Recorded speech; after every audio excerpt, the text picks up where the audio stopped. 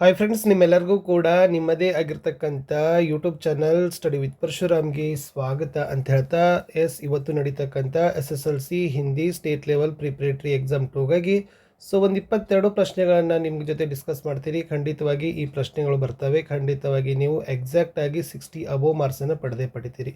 ವಿಡಿಯೋನ ಕಡೆವರೆಗೆ ನೋಡಿ ಅಂತ ಹೇಳ್ತಾ ಲೈಕ್, ಶೇರ್ ಮತ್ತು ಸಬ್ಸ್ಕ್ರೈಬ್ ಮಾಡೋದನ್ನು ಮಾತ್ರ ಮರೆಯದಿರಿ. ಇದೇ ಥರನಾಗಿರ್ತಕ್ಕಂಥ ವಿಡಿಯೋಗಳನ್ನು ನಿಮ್ಮ ನಾಳೆ ಸೈನ್ಸು ಮತ್ತು SSLನೂ ಕೂಡ ಪೋಸ್ಟ್ ಮಾಡ್ತೀವಿ. ಇಂದು ಸಂಜೆ 6 ಗಂಟೆಗೆ, ಓಕೆನಾ, 6 PM ಮತ್ತು ರಾತ್ರಿ 9 ಗಂಟೆಗೂ ಕೂಡ ಲೈವ್ ಕ್ಲಾಸ್ ಇರ್ತದೆ. ಇದು 6 o'clock ಹಿಂದಿಯಲ್ಲಿ ಡಿಸ್ಕಸ್ ಮಾಡೋಣ ಯಾವೆಲ್ಲ ಕ್ವಶನ್ಸ್ ಬಂದಿತ್ತು ಅಂತ. 9 o'clock ಸೈನ್ಸ್ಗೆ ಬರ್ತಕ್ಕಂಥ ಪ್ರಶ್ನೆ ಮತ್ತು ಉತ್ತರಗಳನ್ನು ನೋಡೋಣ. ಎಲ್ಲರೂ ಕೂಡ ಲೈವ್ಗೆ ಜಾಯ್ನ್ ಆಗಿ. ಅದಕ್ಕಾಗಿ ನಾನು ನಮ್ಮ ವಾಟ್ಸಪ್ ಚಾನಲು ಮತ್ತು ಟೆಲಿಗ್ರಾಮ್ ಗ್ರೂಪ್ನ ಲಿಂಕನ್ನು ವಿಡಿಯೋದ ಡಿಸ್ಕ್ರಿಪ್ಷನ್ ಬಾಕ್ಸ್ನಲ್ಲಿ ಕೊಡ್ತೀನಿ. ಅವುಗಳ ಮೂಲಕ ತಾವುಗಳು ಲೈವ್ಗೆ ಬಂದು ಯೂಸ್ ಮಾಡ್ಕೊಳ್ಬೋದು ಅಂತ ಹೇಳ್ತಾ ನೋಡೋಣ ಮೋಸ್ಟ್ ಇಂಪಾರ್ಟೆಂಟ್ ಕ್ವಶನ್ಸ್ ಏನು ಅಂತ.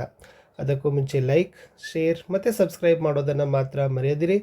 ಮೋಸ್ಟ್ ಇಂಪಾರ್ಟೆಂಟ್ ಕಮೆಂಟ್ ಪಕ್ಕ ಹೈಪ್ ಮಾಡಿ ಅಂತ ಹೇಳ್ತಾ ಫಸ್ಟ್ 4 ಮಾರ್ಕ್ಸ್ ಬರ್ತಕ್ಕಂಥ ಒಂದು ಪದ್ಯ 35ನೇ ಪ್ರಶ್ನೆ ಸಂಖ್ಯೆ ಹೋದ ಕೂಡಲೇ ಬರೀರಿ. असफलता एक चुनौती है, इसे स्वीकार करो, क्या कमी रह गई देखो और सुधार करो, जब तक न सफल हो नींद चैन को त्यागो तुम, संघर्ष का मैदान छोड़कर मत भागो तुम ಅಂತ ಇಷ್ಟು 4 ಸಾಲು ಬರೆದ್ರೆ 4 ಅಂಕ ಕೊಡ್ತಾರೆ. ಮುಂದೆ ಒಂದು ಚುಟ್ಟಿ ಪತ್ರ ಇದೆ. ಇಲ್ಲಿ ಕೊಟ್ಟಿರ್ತಕ್ಕಂಥದ್ದು ಏನಿದೆ ಅಂದರೆ ಭಾಯಿ ಕಿ ಶಾದಿ ಮೇ ಭಾಗ್ ಲೇನೆ ಕೆ ಕಾರಣ ಬತಾತೆ ಹುಯೆ.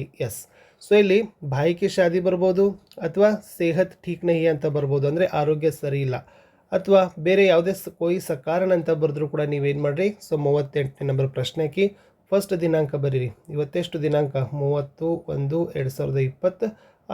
ಸೇಮ್ ಈ ಕಡೆ ಕೆಳಗಿನ ಲೈನ್ ತೆಗೆದುಕೊಳ್ರಿ. ಪ್ರೇಷಕ್ ಬರೀರಿ. ನಿಮ್ಮ ಹೆಸರು, ತರಗತಿ, ಶಾಲೆ ಹೆಸರು, ಊರು, ಸೇವಾ ಮೇ ಬರೆದು ಯಾರಿಗೆ ಕೇಳಿದ್ದಾರೆ ಪ್ರಧಾನಾಧ್ಯಾಪಕ ಬರೀರಿ. ಶಾಲೆ ಹೆಸರು, ಊರನ್ನು ಬರೀರಿ. ಓಕೆ, ಇಷ್ಟಾದರೂ ಬರಿತೀರಿ. ಇನ್ನು ನೆಕ್ಸ್ಟ್ ಏನು ಬರೀಬೇಕು? ವಿಷಯ ಬರೀಬೇಕು. 3 दिन की छुट्टी के लिए ಪ್ರಾರ್ಥನಾ ಅಂತ ಬರೆದಿದ್ದಾರೆ. ಅವ್ರು 3 ಅಂತ ಕೇಳಿದರೆ 3 ಬರೀರಿ, 2 ಅಂತ ಕೇಳಿದರೆ 2 ಅಂತ ಬರೀರಿ. ಇನ್ನು ನೆಕ್ಸ್ಟ್ ವಿಷಯ ಏನದ? ಉಪಯುಕ್ತ ವಿಷಯಕ್ಕೆ ಅನುಸಾರ. ಮೇಲಿರ್ತಕ್ಕಂಥ ಡೇಟನ್ನು ಇಲ್ಲಿ ಏನು ಮಾಡಬೇಕು? ಹೊಂದಾಣಿಕೆ ಮಾಡಬೇಕು. ಇಲ್ಲಿ 31/1/2026ರಿಂದ 1/2/2026 ಅಂತ ಬರೀಬೇಕು. 2 दिन ಅಂತಂದರೆ. ಓಕೆ, अनुसार मुझे मेरे भाई के शादी में भाग लेने के लिए मैसूर जाना है, इसलिए मैं विद्यालय नहीं आ सकता, अतः आपसे निवेदन है कि मुझे 3 दिन की छुट्टी देने की कृपा करें. ಧನ್ಯವಾದ, आपका ಆಜ್ಞಾಕಾರಿ ಛಾತ್ರ ರಾಜು ಅಂತ ಬರೆದ್ರೆ ನಿಮಗೆ 5 ಮಾರ್ಕ್ಸ್ ಏನು ಮಾಡ್ತಾರಪ್ಪ ಅಂದರೆ ಕೊಡ್ತಾರೆ. ಇನ್ನು ಫಸ್ಟ್ ಪದ್ಯಕ್ಕೆ ಬರ್ತೀನಿ. ಪದ್ಯ ನೋಡೋದಾದರೆ ಯಾವುದಪ್ಪ ಅಂತಂದರೆ ಮಾತೃಭೂಮಿ ಅಂತಕ್ಕಂಥ ಪದ್ಯ. ಈ ಪ್ರಕೃತಿ ಸೌಂದರ್ಯ ಪ್ರಶ್ನೆ ನಿಮಗೆ ಸ್ಟೇಟ್ ಪ್ರಿಪ್ರೇಟರಿ 1ನಲ್ಲಿ ಕೇಳಿದರು. ರಿಪೀಟ್ ಆದರೂ ಕೂಡ ಆಗ್ಬೋದು, ಅದನ್ನು ಕೂಡ ಚೆನ್ನಾಗಿ ನೋಡ್ಕೊಡ್ರಿ. मातृभूमि के खेत हरे भरे और सुहाने हैं, यहाँ के वन उपवन फल फूलों से युक्त है, भारत भूमि के अंदर खनिजों का व्यापक धन भरा हुआ है. Only 3 lines 3 mark. ಇನ್ನು ಮಾತೃಭೂಮಿ का ಸ್ವರೂಪ ಅಂದರೆ ಈ ಸರಿ ಮ್ಯಾಕ್ಸಿಮಮ್ ಬರ್ತಕ್ಕಂಥ ಪ್ರಶ್ನೆ. भारत माँ अमरों की जननी है, एक हाथ में न्याय पताका, दूसरे हाथ में ज्ञान दीप है, इसके हृदय में गांधी बुद्ध और राम शाहित है ಅಂತ ಬರೀರಿ. ಅದು ಬರಲಿಲ್ಲ ಅಂದರೆ भारत माता को अमरों की जननी क्यों कहते हैं ಅಂತ ಕೇಳಿದ್ದಾರೆ. भारत भूमि में गांधी, बुद्ध और राम जैसे महान पुरुषों का जन्म हुआ है, इसलिए अमरों की जननी कहते हैं ಅಂತ ಕೇಳ್ತಾರೆ. ಇನ್ ಕೇಸ್ ನಿಮಗೆ ಇವು ಯಾವ ಬರಲಿಲ್ಲ ಅಂದರೆ ಮಾತೃಭೂಮಿ ಕಿ ವಿಶೇಷತಾ ಅಂತ ಪ್ರಶ್ನೆ ಬರ್ತದೆ. ಏನು ಬರ್ತದೆ? ವಿಶೇಷತೆ ಅಂತಕ್ಕಂಥದ್ದು. ಅವಾಗ ನೀವೇನು ಮಾಡಿದ್ರೆ ಇವೆರಡು ಪ್ರಕೃತಿ ಸೌಂದರ್ಯ ಮತ್ತು ಸ್ವರೂಪ ಮಿಕ್ಸ್ ಮಾಡಿ ಬರೆದ್ರೆ ಅಂಕಗಳನ್ನು ನಿಮಗೆ ಕೊಡ್ತಾರೆ. ಮುಂದೆ ಬರ್ತೀನಿ ಕಾಶ್ಮೀರಿ ಸೇಬ್ ಪಾಠಕ್ಕೆ. ನಿಮಗೆ ಸ್ಟೇಟ್ ಪ್ರಿಪ್ರೇಟರಿಯಲ್ಲಿ ಈ ದುಕಾನ್ದಾರನೇ ಲೇಖಕಸೆ ಕ್ಯಾ ಕಹ ಕೇಳಿದರು. ಈ ಸರಿ ಯಾವ್ದು ಬರ್ಬೋದು? ಸೀಖ್ ಅಂದರೆ ಸಂದೇಶ. ಯಾವುದು? ಖರೀದಾರಿ ಕರ್ತೆ ಸಮಯ ಸಾವಧಾನಿ ನಹಿ ಬರತ್ನೆ ತೋ ಧೋಖಾ ಖಾನೆ ಕಿ ಸಂಭಾವನಾ ಹೋತಿ ಹೇ. ದುಕಾನ್ದಾರನೇ ನೌಕರ್ಗೆ ಏನು ಹೇಳ್ದ? ಸುನೋ ಆದ ಸೇರ್ ಕಾಶ್ಮೀರಿ ಸೇಬ್ ನಿಕಲ್ಲಾನ ಚುನ್ ಕರ್ಲಾನ. ಇದು ಬರಲಿಲ್ಲ ಅಂದರೆ गाजर ಬಗ್ಗೆ ಬರಿಬೋದು. गाजर पहले गरीबों के पेट भरने की चीज़ थी, अमीर लोग तो गाजर का हलवा बनाकर खाते हैं, गाजर में बहुत विटामिन है, इसलिए खाने की मेज़ पर स्थान मिला है. ಇನ್ನು ಗಿಲ್ಲು ಪಾಠದಲ್ಲಿ ಮೋಸ್ಟ್ ಇಂಪಾರ್ಟೆಂಟ್ಗೆ 3 ಮಾರ್ಕ್ಸ್ಗೆ ಬರ್ತಕ್ಕಂಥ ಪ್ರಶ್ನೆ कार्यकलाप. गिल्लू लेखिका का ध्यान आकर्षित करने के लिए पर्दे पर चढ़ जाता था और उसी तेजी से उतरता था. चौंकाने के लिए फूलदानों के फूलों में, पर्दे की चुन्नट में, सोन जूही की पत्तियों में छिप जाता था, थाली के पास बैठकर खाना खाता था, सिरहाने बैठकर लेखिका का बाल सहलाता था, बाहर की गिलहरियों के साथ उछलता कूदता रहता था ಅಂತ ಬರೆದ್ರೆ ಸಾಕು. ಇನ್ನು ಅದು ಬರಲಿಲ್ಲ ಅಂದರೆ ನಿಮಗೆ ಮಹಾದೇವ ವರ್ಮಾಜಿ ಕಿ ಮಮತಾ ಅಂತ ಬರ್ತದೆ. लेखिका घायल गिल्लू को उपचार करती है, गिल्लू के लिए घर बनाती है, खाने के लिए काजू बिस्कुट देती है, थाली के पास बैठकर खाना खाना खाने के लिए सिखाती है, अंतिम दिन में रात भर जागकर उष्णता देकर जान बचाने की कोशिश करती है ಅಂತ ಬರೆದ್ರೆ ಸಾಕು. ಇನ್ನು ಅಭಿನವ್ ಮನುಷ್ಯದಲ್ಲಿ ನಿಮಗೆ ಲಾಸ್ಟ್ ಟೈಮ್ ಏನು ಕೇಳಿದ್ರು ಮಾನವ್ का सही परिचय ಕೇಳಿದ್ದಾರೆ. ಈ ಸರಿ मानव की भौतिक साधना ಅಥವಾ प्रकृति पर सर्वत्र ही विजय पुरुष आसिंदो आशय ಕೇಳಬಹುದು. ಏನು मानव ने प्रकृति के हर तत्व पर विजय पाई है. मानव के करों में वारी विद्युत भाप बंधे हुए हैं. सरितागिरी सिंधु को एक समान लांग सकता है. इसका यान गगन में जा रहा है ಅಂತ ಬರೀತಾರೆ. ಇದು ಬರಲಿಲ್ಲ ಅಂದರೆ ನಿಮಗೆ ಆಶಯ ಬರ್ತದೆ. ಅಭಿನವ್ ಮನುಷ್ಯ ಕವಿತಾ का ಆಶಯ लिखे ಅಂದ್ರೆ 3 ಶಬ್ದ ನೆನಪಿಟ್ಕೊಡ್ರಿ. ಒಂದನೇದು ಸ್ನೇಹ, ಎರಡನೇದು ಮಾನವೀಯತಾ, ಮೂರನೇದು ಭಾईचाರ. इसका महत्व समझाना ಅಂತ ಬರೆದ್ರೆ ಸಾಕು. ಇನ್ನು ಮೇರಾ ಬಚಪನ್ಗೆ ಬರೋಣ. अब्दुल कलाम जी का बचपन कैसे बीता ಅಂತ ಕೇಳಿದ್ರು. उनके पिताजी आडंबरहीन व्यक्ति थे. घर में आवश्यक चीज़ें समुचित मात्रा में उपलब्ध थी. कलाम का जीवन सादगी और निश्चिंतता में बीता ಅಂತ ಕೇಳಿದ್ದಾರೆ. ಈ ಪ್ರಶ್ನೆ ಹೀಗೂ ಬರ್ಬೋದು, ಸಾದಗಿ और निश्चिंतता में बीतने के लिए कारण लिखी ಅಂತಲೂ ಕೂಡ ಕೇಳಿದಾಗ ಇದನ್ನೇ ಬರೀರಿ. ಇನ್ನು ಇದು ಇಂಪಾರ್ಟೆಂಟ್ ಪ್ರಶ್ನೆ. अहमद जलालुद्दीन कलाम को नई दुनिया का बोध कैसे कराया. शिक्षित व्यक्ति, वैज्ञानिक खोज, समकालीन साहित्य, चिकित्सा विज्ञान की उपलब्धियों के बारे में बताते थे. ಇನ್ನು ಅದು ಬರಲಿಲ್ಲ ಅಂದರೆ ನಿಮಗೆ ಇನ್ನೂ ಬರ್ತಕ್ಕಂಥ ಮೋಸ್ಟ್ ಇಂಪಾರ್ಟೆಂಟ್ ಏನಪ್ಪ ಅಂದರೆ ನಮಾಜ್ದು ಪ್ರಾಸಂಗಿಕ ಒಂದು ಕಲ್ಕೊಂಡು ಹೋಗಿ.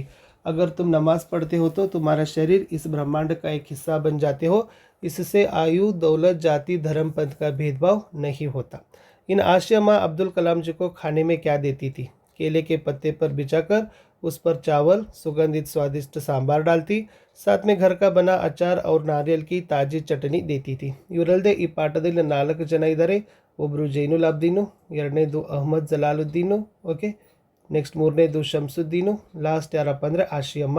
ಇವ್ರ ಬಗ್ಗೆನೂ ಕೂಡ ನಿಮಗೆ ಬಂದರೂ ಬರ್ಬೋದು, ಅದನ್ನು ಕೂಡ ನೀವು ಚೆನ್ನಾಗಿ ಪ್ರಿಪೇರ್ ಮಾಡಬೇಕು. ಎಸ್, ಇನ್ನು ಬಸಂತ್ ಕಿ ಸಚ್ಚಯದಲ್ಲಿ ಮೋಸ್ಟ್ ಇಂಪಾರ್ಟೆಂಟ್ 4 ಮಾರ್ಕ್ಸ್ಗೆ ಫಿಕ್ಸ್ ಆಗಿ ಬರ್ತಕ್ಕಂಥ ಪ್ರಶ್ನೆ, ಏಕ್ ईमानदार लड़का है कैसे. राजकिशोर जी को कुछ बेचे बिना पैसे लेना भीख समझता था.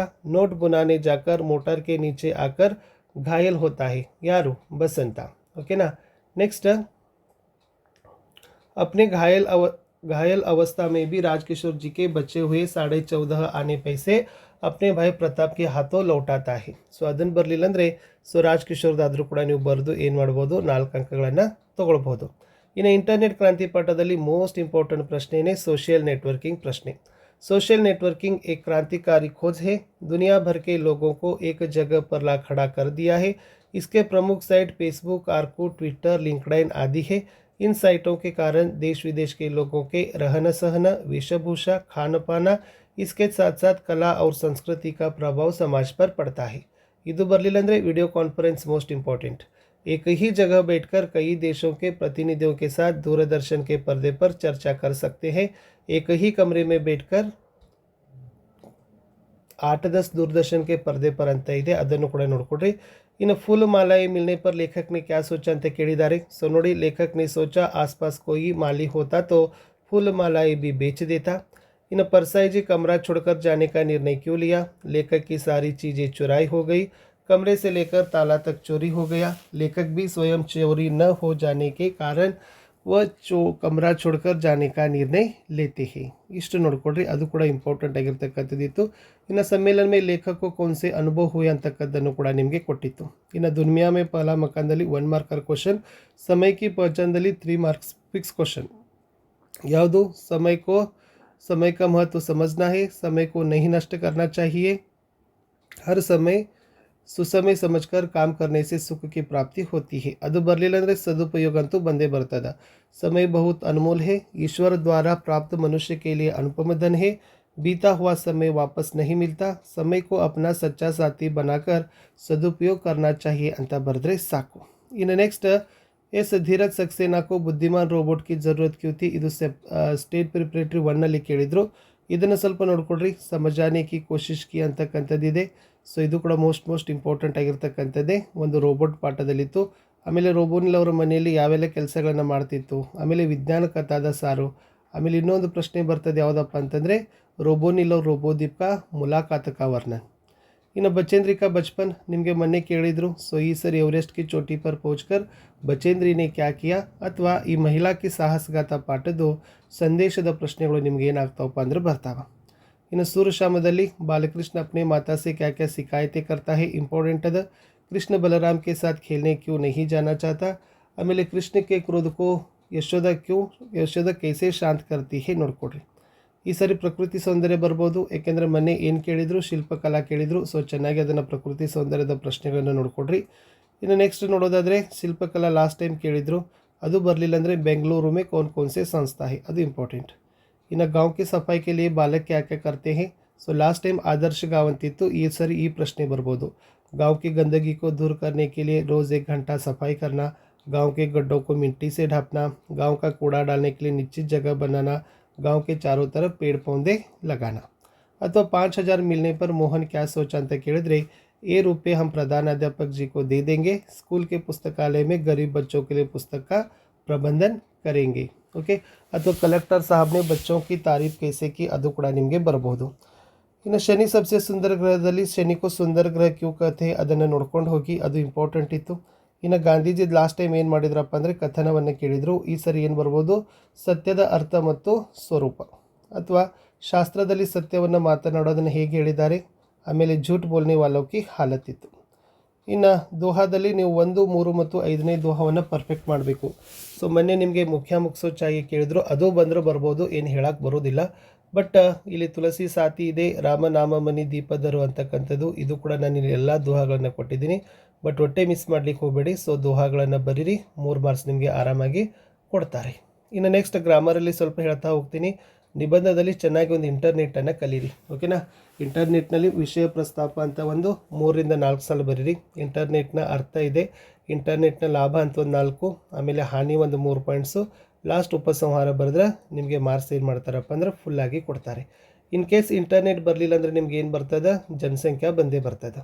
ಅವಾಗ ಜನಸಂಖ್ಯಾದಲ್ಲಿನೂ ಕೂಡ ನೀವೇನು ಮಾಡಿರಿ, ಪ್ರಸ್ತಾವನಾದಲ್ಲಿ ಒಂದು 3ರಿಂದ 4 ಸಾಲು, ಜನಸಂಖ್ಯಾ ವೃದ್ಧಿಗೆ ಕಾರಣಗಳು, ಜನಸಂಖ್ಯಾ ವೃದ್ಧಿಯ ಪರಿಣಾಮಗಳು, ಜನಸಂಖ್ಯೆಗೆ ಇರ್ತಕ್ಕಂಥ ಲಾಸ್ಟ್ ಉಪಸಂಹಾರ ಅಂತ ಬರೆದ್ರೆ ಸಾಕು. ಇನ್ನು ಸ್ವಲ್ಪ ಗ್ರಾಮರ್ಗೆ ಬರ್ತೀನಿ, ಸಂಧಿ ಬಗ್ಗೆ ಗೊತ್ತಿರಲಿ. ಸೊ ನೋಡಿ, ದೀರ್ಘ ಸಂಧಿಯಲ್ಲಿ ಏನಿರ್ತದೆ, ಆ, ಈ, ಉ, ರಿ, ಈ ಒಂದು ಏನಾಗಿರ್ತಾವಪ್ಪ ಅಂತಂದ್ರೆ ಸ್ವರ ಚಿಹ್ನೆಗಳು ಬತ್ತಂದ್ರೆ ಅದನ್ನ ಏನಂತೀವಿ, ದೀರ್ಘ ಸಂಧಿ. ಇಲ್ಲಿ ಆ ಇದೆ, ಇಲ್ಲಿ ಈ ಇದೆ, ಉ ಇದೆ, ರಿ ಇದೆ. ಓಕೆ. ಆ, ಈ, ಉ, ರಿ, ಈ ಸ್ವರ ಚಿಹ್ನೆಗಳು ಬತ್ತಂದ್ರೆ ಅಂದರೆ ಹಿಂಗಿರ್ತಾವೆ ಇವು, ಆ, ಈ, ಉ, ರಿ, ಈ. ಓಕೆ. ಮೇಲೆ ಒಂದೇ ಬಡಗಿ ಬತ್ತಂದ್ರೆ ಗುಣಸಂಧಿ, 2 ಬಡಗಿ ಬತ್ತಂದ್ರೆ ವೃದ್ಧಿ ಸಂಧಿ, ಯ, ವ, ರ ಅರ್ಧ ಬಂದು ಅಂತಂದ್ರೆ ಯನಸಂಧಿ. 3 ಅಕ್ಷರದ ಪದ ಇರಬೇಕು. ಅದರಲ್ಲಿ ಅಯ, ಆಯ, ಅಕ ನೆನಪಿಟ್ಕೊಡ್ರಿ. ಇಲ್ಲಿ ಅಯ ಅದ, ಆಯ ಅದ, ಅವ ಅದ, ಇಕ ಅದ. ಸೊ ಈ ತನ್ನಾಗಿರ್ತಕ್ಕಂಥ ಇತ್ತಂದ್ರೆ ಅಯಾದಿ ಸಂಧಿ ಅಂತೀವಿ.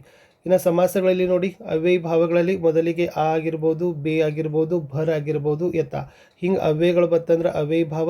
ಕರ್ಮಧಾರಯದಲ್ಲಿ 2ನೇ ಪದ ಪ್ರಧಾನ ಇರ್ತದೆ. ತತ್ಪುರುಷದಲ್ಲಿ ಪದಗಳನ್ನು ಹೊಡೆದಾಗ ವಿಭಕ್ತಿ ಪ್ರತ್ಯಯಗಳು ಲೋಪವಾಗ್ತವೆ. ದ್ವಿಗುದಲ್ಲಿ ಮೊದಲ ಪದ ಸಂಖ್ಯೆ ಇರ್ತದೆ. ದ್ವಂದ್ವದಲ್ಲಿ ನಡುವೆ ಯೋಜಕ ಚಿಹ್ನೆ ಇರ್ತದೆ.